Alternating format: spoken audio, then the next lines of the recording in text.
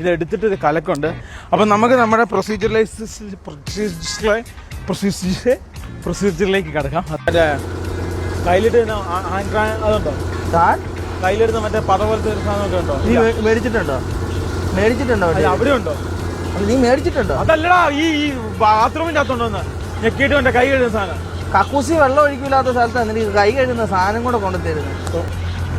ഇവനെന്നെ കാണിക്കുന്നത് ഈ ബലം പിടിക്കുന്നത്. നീ എന്നെ ഷക്കീലപ്പുറം കാണാൻ പോയതാ? വെള്ളം കൊണ്ട് കഴുകുന്നു. അപ്പൊ ഇവിടുത്തെ നീ എങ്ങനെ കളയും? പോയി വെള്ളത്തിൽ പോയോ? എന്നോടാരോ ഏമി അതിലും മായോ?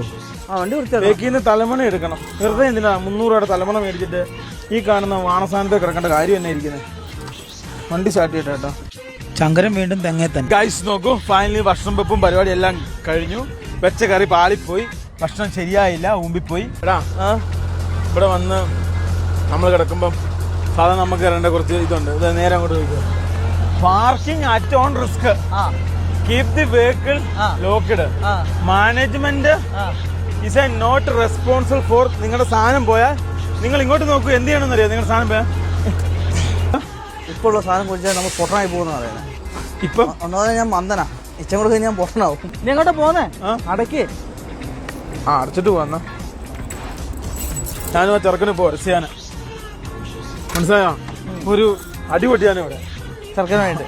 ചെക്കൻ കർണക്കുറ്റിയും കിട്ടും, ഒറ്റ അടിയായിരിക്കും അല്ലേ? ഞാനും അവനും തമ്മിൽ പോരസിയാന് തുടങ്ങാം.